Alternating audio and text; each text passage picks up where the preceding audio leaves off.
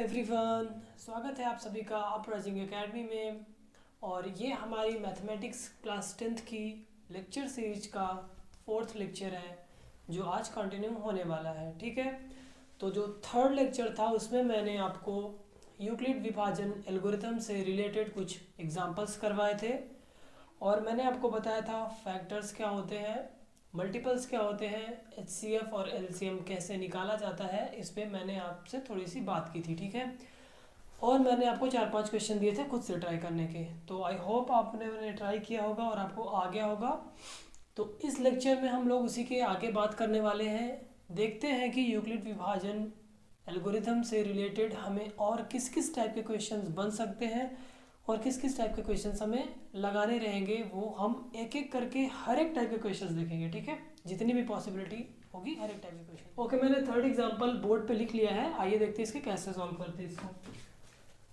वह बड़ी से बड़ी संख्या ज्ञात करो जिसे 246 और 1030 से भाग देने पर प्रत्येक दशा में शेष 6 हो। Find the biggest number which when divides 246 and 1030 gives remainder 6। तो देखते हैं इसको कैसे करते हैं। पहली बात तो ये देखो कि 246 और 1030 को भाग दे रही है और सबसे बड़ी है, तो देख के ही लग रहा है जब हम HCF निकालते हैं तो HCF क्या करता है, दोनों संख्याओं को भाग देता है और भाग देने वाला सबसे बड़ा नंबर होता है। ठीक है, तो अगर हमें क्वेश्चन में दिया गया हो वह संख्या जो दी गई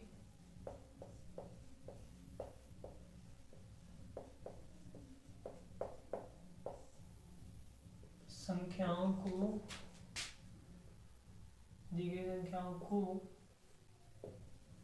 वह संख्या जो दी गई संख्याओं को विभाजित करती है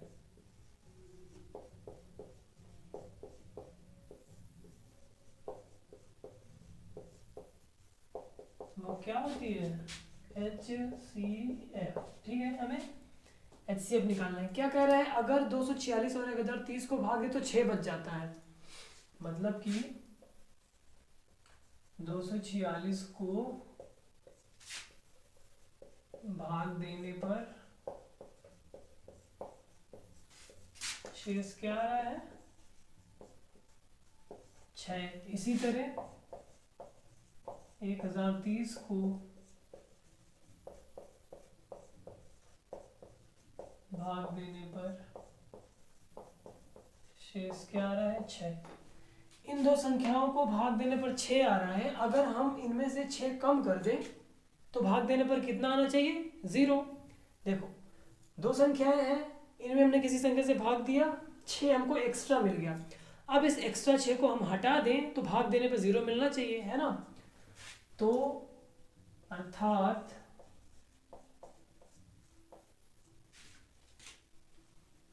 246 माइनस 6 तथा 1030 माइनस 6 को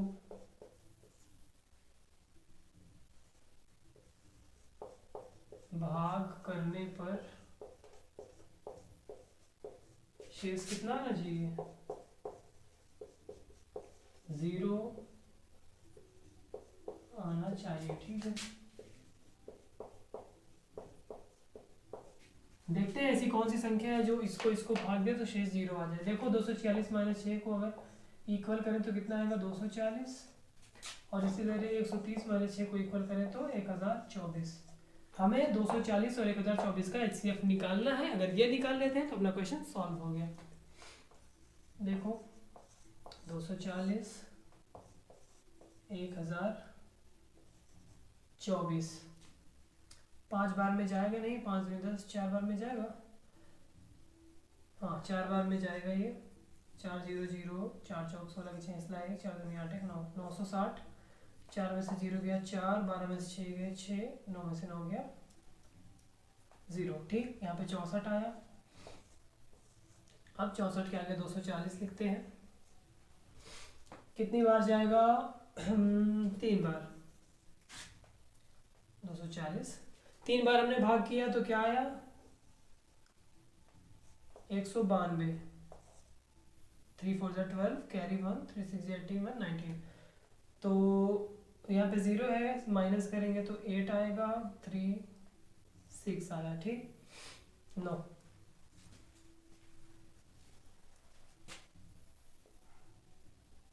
4 आएगा। अब यहाँ पे 64 उतारा हमने, एक बार जाएगा भाग, 48 6 आएगा, है ना। यहाँ पे बचा 5, 5 में से 1 के। अब 48 को उतारो, 16 से डिवाइड करो, 3 बार में गया, 48 सॉरी।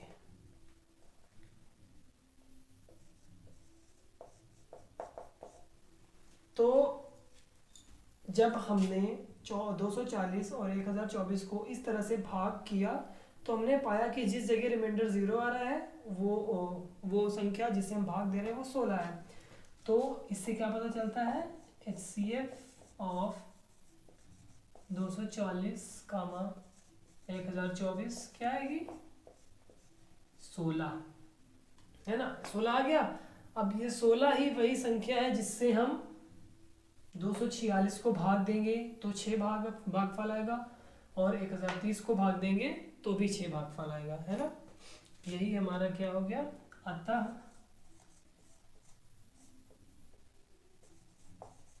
अभीष्ट, अभीष्ट मतलब होता है रिक्वायर्ड, या जो हमें चाहिए वो संख्या 16 है। समझ आ गया सबको। तो अब इसके बाद हम चलते हैं नेक्स्ट टाइप के क्वेश्चन। ऑलराइट, तो मैंने फोर्थ जो एग्जांपल है बोर्ड पे लिख दिया है, आइए देखते हैं क्या है अपना एग्जांपल। फोर्थ टाइप का जो क्वेश्चन है, वह बड़ी से बड़ी संख्या ज्ञात कीजिए जिससे 400, 437 तथा 542 को भाग करने पर शेषफल क्रमशः 9, 12, 15 आता है। Find the biggest number which when divides 400, 437 and 542 leaves the remainder 9, 12 and 15 respectively। जैसे कि पिछले क्वेश्चन में आप लोगों ने देखा था, जब हमें बड़ी से बड़ी संख्या निकालनी रहती है और वो संख्या दी गई संख्याओं को भाग देती है तो हमें HCF ही निकालना रहता है, ठीक है। सेम प्रोसेस यहाँ भी है, देखते हैं कैसे करना है।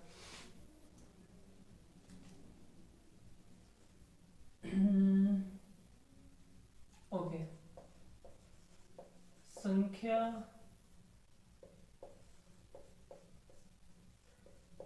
दी गई संख्याओं को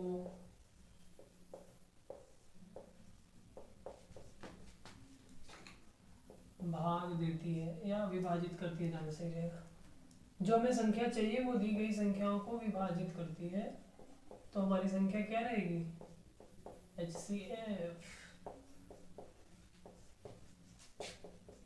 ऐसी संख्या क्या होती है, HCF। अब दिया गया है 400 को भाग देने पर रिमाइंडर कितना आता है, 9। 437 को भाग देने पर रिमाइंडर 12 आता है। 542 को भाग देने पर रिमाइंडर 15 आएगा। मतलब कि हम अगर 400 में से 9 घटा दें तो रिमाइंडर कितना आना चाहिए, 0। 437 में से 12 घटा दें तो रिमाइंडर कितना आना चाहिए, 0। 542 में से 15 घटा दें तो भी रिमाइंडर कितना आना चाहिए, 0। तो यहाँ पे लिखो पिछले क्वेश्चंस की तरह, यदि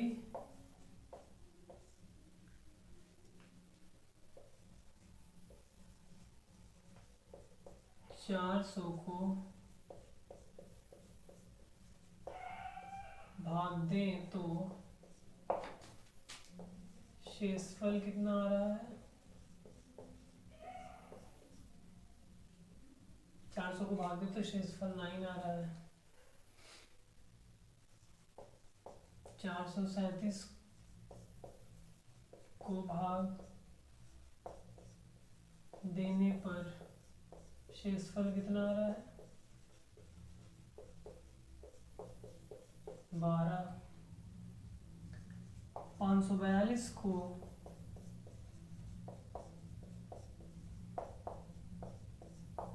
भाग देने पर शेषफल आ रहा है 15। ओके, तो अब हम इन संख्याओं से पहली संख्या से 9 घटाते हैं, 437 से 12 घटाते हैं और 542 से 12 घटाते हैं। ठीक है, अतः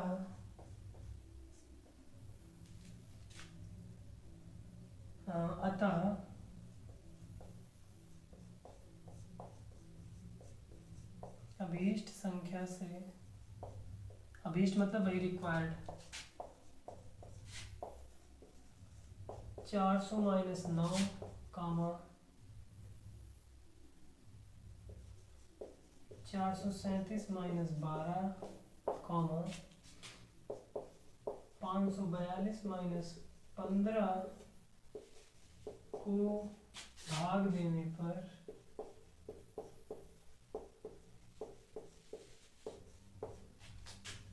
शेषफल कितना आएगा? 0 आएगा। कंफर्म है? ओके, अब देखते हैं 400 माइनस 9 बराबर कितना होगा अपना? 391 कॉमा 437 माइनस 12 अपना कितना होगा? 37 है ये। 437 माइनस 12 बराबर 425 और 542 माइनस 15 बराबर 527। तीन संख्याएं हमें मिल गई, 391, 425 और 527। अगर हम इन संख्याओं का HCF निकाल लें तो जो HCF आएगा वही अपनी रिक्वायर्ड संख्या होगी। ठीक है, तो हमें HCF किसका किसका निकालना है? 391 का, जिसका जिसका HCF निकालना है पहले उनको घटते क्रम में लिखते हैं। ठीक है, मतलब कि डिक्रीजिंग ऑर्डर में। 527 कामा 425 कामा 391। जब भी हमें दो से अधिक संख्याओं का HCF निकालना है तब हम जोड़े में HCF निकालते हैं। पहले हम दो संख्याओं का HCF निकालते हैं जो छोटी होती हैं, और जब इनका जो HCF आता है निकलकर, उस HCF को हम 527 के साथ लिखकर दोबारा से HCF निकालते हैं, है ना। मैं करके बताता हूं तो आप लोग को समझ आ जाएगा। पहले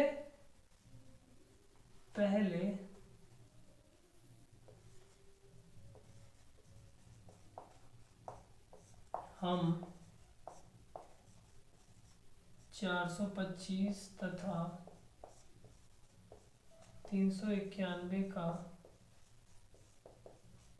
HCF निकालेंगे। ठीक है, तो निकालने के लिए क्या करेंगे भाई? लंबी विभाजन प्रक्रिया, दीर्घ विभाजन प्रक्रिया। एक बार भाग गया 4, 12 में से 9 हो गए 3। अब यहाँ पे आएगा 391, 34 से भाग दो, 12 बार जाएगा आई थिंक, क्योंकि 30 दाम 300, 40 340 और 11 बार जाएगा। 11 चौक 44 की 4 हासिल है 4 और 11 तिका 33, 4 37। ओके, 11 में से 4 जाएगा तो 5 आएगा और 11 में से 4 जाएगा तो 7 आएगा। बचा 8, 8 में से 7 गए 1, 17 आया। अब 17 को 34 में भाग देंगे तो 2 बार जाएगा 34, कट आ गया रिमाइंडर 0। तो अपना यहाँ से HCF क्या आ गया? HCF ऑफ 391 एंड 425 कितना आया? 17। अब हमें क्या करना है? इस 17 का हमारी जो अगली संख्या है 527, इससे HCF निकालेंगे तो जो HCF आएगा वही हमारा उन तीनों संख्याओं का HCF होगा। अब हम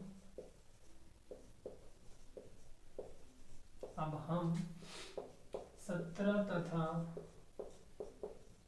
527 ही थे ना का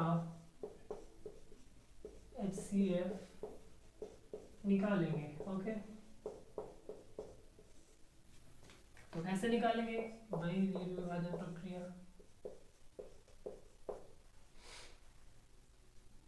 3 बार मैंने भाग दिया तो 51 आ गया, 2 में से 1 लो, 31 बार में हमने 17 से 527 को काट दिया, तो मतलब कि 527 और 17 का भी HCF हमें 17 मिल गया, तो HCF ऑफ 17 एंड 527 ये भी 17 आ गया। तो कुल मिलाकर जब हमने इन दोनों का HCF निकाला तब भी 17 आया, और जब 17 और 527 का HCF निकाला तब भी 17 आ गया। तो मतलब इन तीनों संख्याओं का जो HCF होगा, HCF ऑफ 527, 425, 391, ये क्या होगा 17, ये हमें मिल गया। और जो 17 है वही अपनी रिक्वायर्ड नंबर है, तो अतः 17 अभीष्ट संख्या है। हो गया सॉल्व, है ना। अगर एक बार पढ़ने में नहीं समझ आ रहा है तो वीडियो दोबारा रिवाइंड करो और देखो, एक एक स्टेप ध्यान से, आसानी से समझ आ जाएगा, ठीक है। अब 4 उदाहरण हो गए, अब हम लोग 5वें उदाहरण पे चलते हैं। इससे थोड़ा हटकर एग्जाम्पल है, अभी तक तो हम लोग बार बार यही देख रहे हैं कितना रिमाइंडर आ रहा है ना। अब थोड़ा चलते हैं वेरिएबल्स की ओर, ठीक है। आगे मैं देखता हूँ अगला एग्जाम्पल। ओके, इस बार मैंने कुछ नए टाइप का क्वेश्चन लिया है। क्वेश्चन क्या है देखते हैं।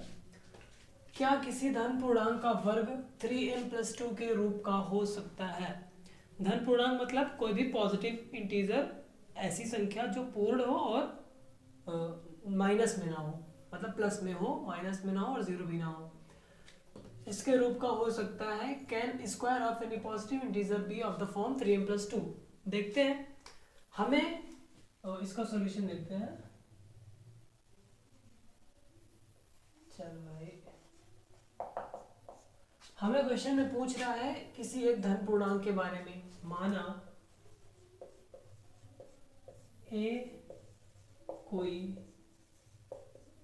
धन पूर्णांक है, ठीक।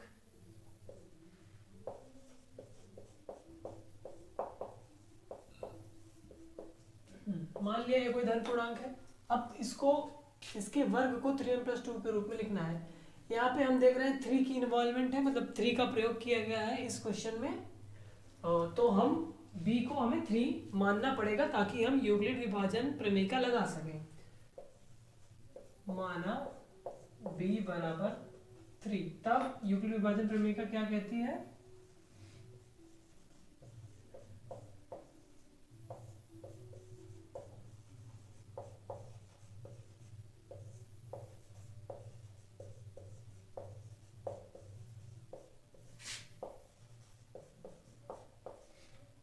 यूक्लिड विभाजन प्रमेय के द्वारा हमें क्या इक्वेशन मिलेगा? a is equal to b की जगह 3 है, q plus are.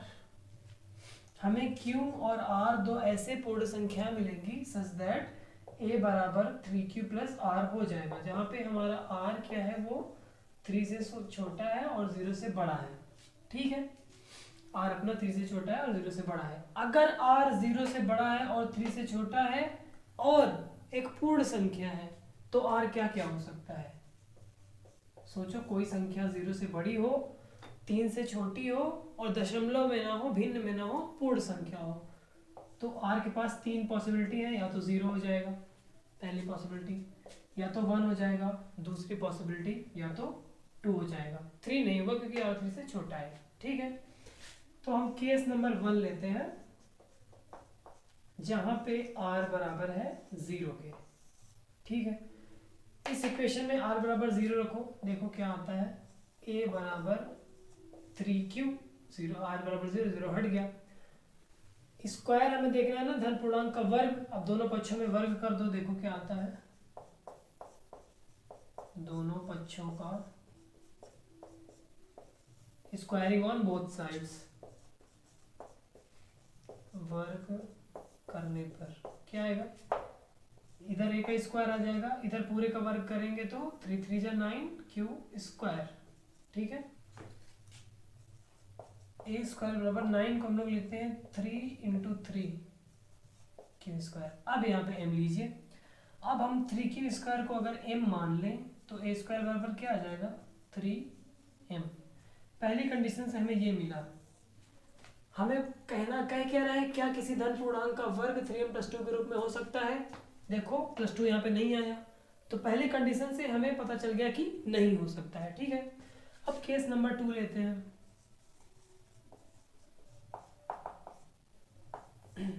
Case number 2 क्या है, r बराबर 1 है ना, 0 ले लिया 1 ले लिया। अब इस इक्वेशन में r बराबर 1 रख के देखो क्या आएगा, a बराबर 3q + 1 हो जाएगा, है ना।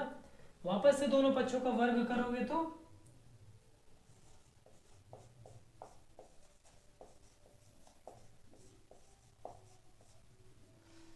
a स्क्वायर बराबर 3q + 1 का होल स्क्वायर। मैं बोर्ड आधा कर देता हूँ। ओके, तो लेफ्ट साइड में तो a स्क्वायर ही रहेगा, राइट साइड में ब्रैकेट खोलो a + b का होल स्क्वायर लगाओ, क्या आएगा 9q square plus a square + b square + 2ab, तो 2 3 जा 6 q हो जाएगा। ओके, हमें आंसर अपना चाहिए 3m+2 के टाइप का, अगर हम बना सके तो हम यहाँ पे इससे और इससे 3 कॉमन ले सकते हैं। देखो दोनों से 3 कॉमन ले लिया, तो यहाँ क्या आएगा 3q स्क्वायर और यहाँ क्या आएगा 2q, और प्लस का 1 वैसे ही लिखा रहेगा। सही है ना, यहाँ पे 3 कॉमन लेने के बाद यहाँ पे 3 3 = 9 q स्क्वायर और यहाँ पे 2q। अब हम इस ब्रैकेट के अंदर की चीज को अगर m मान लें तो अपने पास a स्क्वायर क्या आ जाएगा 3m + 1। देखो दूसरी कंडीशन से ये आ गया। अभी भी 3m+2 के बराबर नहीं है ना, तो अभी भी हम अपने जिद पे अड़े हैं कि 3m+2 किसी भी धन पूर्णांक के वर्ग को 3m+2 के फॉर्म में नहीं लिख सकते, है ना। अब तीसरी कंडीशन आप लोग देखते हैं, केस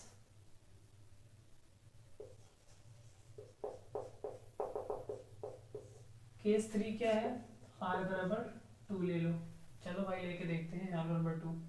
r बराबर 2 लिया तो a बराबर क्या आ जाएगा यहाँ से 3q + 2। वापस से वर्ग करते हैं, दोनों पक्षों का लिख लेना।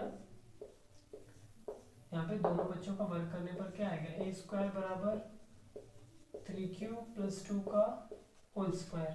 ओके, देखो a स्क्वायर बराबर क्या आएगा 3 3 = 9q square plus 2 2 = 4 plus 2ab, मतलब 3 × 2 6 × 2 12 q। ओके,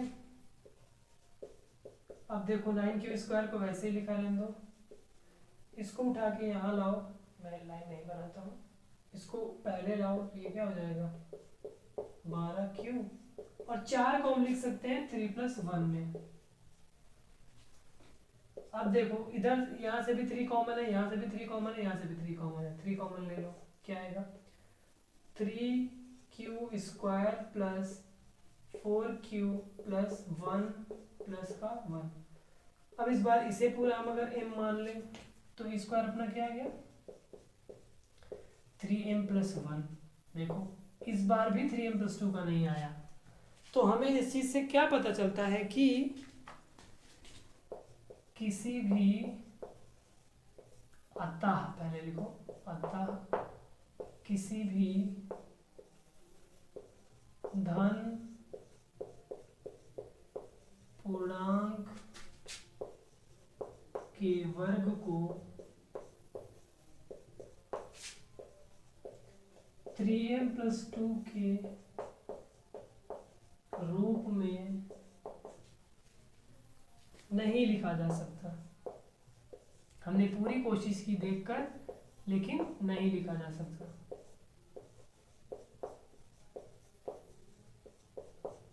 ठीक है, जा सकता है। तो ये वाला एग्जाम्पल आई होप कि आपको समझ आ गया होगा। अब जल्दी से फटाक से एक दूसरा एग्जाम्पल कर लेते हैं और इसके बाद हम लोग ये लेक्चर यहीं पे ख़त्म कर देंगे, ठीक। ओके, सो हमारा नेक्स्ट एग्जाम्पल मैंने नोट डाउन कर दिया है। लेट्स सी क्या है ये। दिखाइए कि किसी विषम धन पूर्णांक को पूर्ण वर्ग होने के लिए 8k+1 का 8k+1 के रूप का, है ना, होना चाहिए। Show that any odd number which is a complete square should be of the form 8k+1, है ना। तो ये क्वेश्चन कह रहा है कि कोई एक संख्या है जो विषम है और धन पूर्णांक है। तो मान लेते हैं, माना ए एक विषम धन पूर्णांक है। अब कोई विषम संख्या होती है तो उसको कैसे लिखते हैं, 2n+1 टाइप का, 2n+1, जहाँ पे n क्या क्या हो सकता है, 0 हो सकता है, 1 हो सकता है, 2 हो सकता है, 3 हो सकता है, और ऐसे कोई भी संख्या हो सकता है। ये तो आप लोग को पता होना चाहिए ना कि सम संख्या को हम 2n लिखते हैं और विषम संख्या को 2n+1, है ना। देखो चेक भी कर सकते हो आप, n की जगह 0 रखोगे तो 1 आएगा, 1 विषम संख्या है। n की जगह 1 रखोगे तो 2 1 2 + 1 3 आएगा, 3 भी विषम संख्या, ऐसे रखते चले जाओगे तो ये आएगा। तो क्वेश्चन में कह रहा है इसके पूर्ण वर्ग होने के लिए इसको 8k+1 के रूप का होना चाहिए। हमारे पास ये संख्या आ गई, ठीक है। अब यहाँ पे हमारे पास दो कंडीशन हो सकती हैं, या तो n हमारा ऑड हो सकता है, यहाँ दो स्थितियां हैं। क्या क्या है, पहली क्या है, जो हमारा n है वो सम संख्या है। देखो यहाँ पे n जो है एक बार सम हो रहा है, एक बार विषम हो रहा है, फिर सम हो रहा है, फिर विषम हो रहा है, फिर सम हो रहा है। तो अगर हमारा n सम संख्या है तो सम संख्या कैसे लिखी जाती है, n बराबर 2p के टाइप की, है ना, जहाँ पे p अपना 1 2 3 ऐसे कुछ भी हो सकता है, इस टाइप की होगी। अब इसमें देखो n बराबर 2p रखो तो ये क्या बताएगा, a बराबर 2p+1, है ना। तो मतलब a बराबर क्या हो जाएगा, 4p+1 अलग है, ठीक है, इससे 4p+1। अब कह रहा है कि इस संख्या को पूर्ण वर्ग होने के लिए 8k+1 टाइप का होना चाहिए। तो इसका पूर्ण वर्ग देखते हैं क्या आएगा,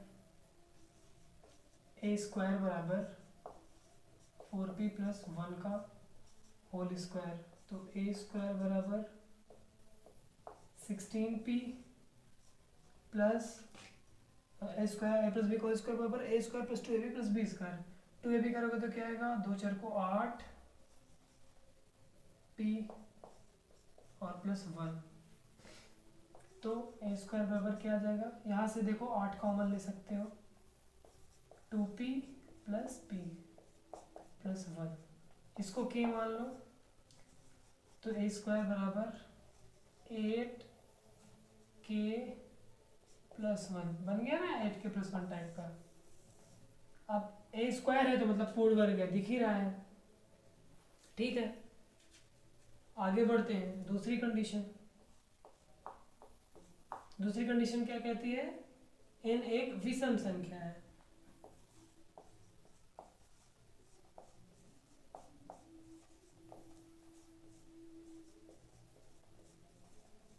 विषम संख्या है, अगर n विषम है तो n बराबर क्या हो जाएगी, 2, इस बार p की जगह मैं r ले लेता हूँ, 2r+1 टाइप की, जहाँ r बाई 0 1 2 ऐसे चलते चला जाएगा। तो इसमें रखो a बराबर क्या हो जाएगा, n की जगह 2r+1 रखना है, तो 2 × 2r+1 और +1 अलग से, मैं उस तरफ चलता हूँ। तो यहाँ पे हमें a बराबर क्या मिलेगा, 2 का जब अंदर गुणा करेंगे हम ब्रैकेट में तो 2 दूनी 4r प्लस 2 प्लस 1, तो ये क्या हो जाएगा 4r प्लस 3। अब इसका स्क्वायर करें तो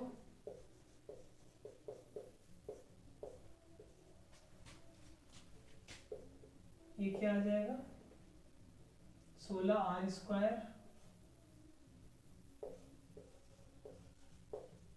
प्लस 4 3 12 12 2 24 r है ना, और प्लस 9। देखो इसको 16r स्क्वायर लिख सकते हैं, इसको 24r, और हम 9 को लिख सकते हैं 8 प्लस 1। यहाँ से अगर हम 8 कॉमन ले लें तो क्या बचेगा 2r square plus 3r plus 1 plus 1। कुल मिला के मैं ये जो 9 को 8 प्लस 1 कर रहा हूँ, ये क्यों कर रहा हूँ, क्योंकि हमें जो एक्सप्रेशन चाहिए 8k प्लस 1 टाइप का चाहिए। तो हम कुछ ऐसा कर दें कि हमें लास्ट में 1 मिल जाए और उससे पहले जो संख्या रहे उससे 8 कॉमन ले सके, है ना, तभी ना अपना काम बन पाएगा। तो देखो ये k मैंने लिख दिया गलती से कि r है। अब इतने को k मान लो तो क्या हो जाएगा ये 8k प्लस 1 a स्क्वायर बराबर। तो देखो दोनों केसेस में जब हमने स्थिति 1 रखी, इनको सम संख्या लिखा तो भी a स्क्वायर 8k प्लस 1 आ गया, और जब इनको विषम संख्या लिया तो भी a स्क्वायर बराबर 8k प्लस 1 आ गया। तो इससे हमें क्या पता चलता है, अतः सिद्ध हुआ कि क्या सिद्ध हुआ, किसी भी विषम धन पूर्णांक को पूर्ण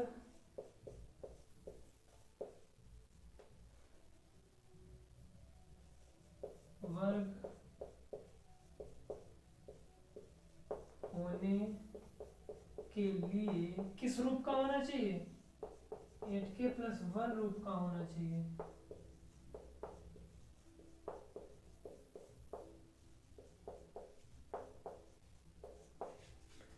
समझ आ गया सबको। अब एक चीज यहाँ पे और ध्यान देने लायक है, देखो a स्क्वायर बराबर 8k प्लस 1 रूप में का हो गया। तो अगर आप यहाँ डिवीजन एल्गोरिथम लगाएं, ये मान लीजिए एक संख्या है, इस संख्या को हम 8 से भाग दे रहे हैं, भाग गया k बार और शेषफल कितना आया 1। तो मतलब किसी भी संख्या विषम संख्या के स्क्वायर को अगर हम 8 से भाग दें तो शेषफल हमेशा कितना आएगा 1 आएगा। मतलब कि किसी भी विषम, ये बहुत इंपॉर्टेंट चीज है, ध्यान से देख लो, संख्या के वर्ग को 8 से भाग देने पर कोई भी ऑड नंबर हो, ऑड नंबर का स्क्वायर करो और फिर इसको 8 से डिवाइड करो, हमेशा रिमाइंडर 1 आएगा, शेष 1 आएगा। एग्जांपल लेके बता दूं जल्दी से प्रूफ करके। मान लो मैंने एक विषम संख्या ले ली 3, है ना, 3 का स्क्वायर क्या होगा 9, 9 को 8 से भाग दो, 8 1 कम 8, 9 को 8 से भाग दो, कितना आ गया 1, 1 शेषफल आया ना। 3 की जगह 5 ले लो, 5 बचा 25, 25 को 8 से भाग दोगे तो 8 3 24, वहाँ भी एक शेषफल आएगा। कोई भी विषम संख्या हो उसका स्क्वायर करो और 8 से भाग दो तो हमेशा शेषफल क्या आना चाहिए 1 आना चाहिए। ठीक है, तो मैंने कई सारे टाइप के एग्जाम्पल करा दिए, लेकिन अभी भी और बाकी हैं, क्योंकि ये जो चैप्टर है काफ़ी बड़ा है, तो इसमें और कई टाइप के एग्जाम्पल बाकी हैं और आगे और इंटरेस्टिंग टाइप के एग्जाम्पल आएंगे। ये सब तो एलिमेंट्री चीज़ें हैं, इनको कर लोगे तो इनसे बहुत अच्छे अच्छे एग्जाम्पल आएंगे जिनमें आपको बहुत कुछ सीखने को मिलेगा। तो इस लेक्चर को मैं यहीं पे रोक रहा हूँ, आपसे मुलाकात होगी नेक्स्ट लेक्चर में। और तब तक आप लोग इन क्वेश्चंस को प्रैक्टिस कीजिए और जो भी क्वेश्चंस अभी तक आपको नहीं समझ आए हैं आप उनको कमेंट में पूछ सकते हैं कि सर मुझे उदाहरण नंबर ये नहीं आया है, तो मैं आपको क्लियरिफाई करने की कोशिश करूँगा। ठीक है, तो लाइक कीजिए वीडियोस को और कमेंट करके बताइए, अपने रिव्यूज़ दीजिए और शेयर कीजिए। तो मैं मिलता हूँ आपसे नेक्स्ट वीडियो में। Thank you.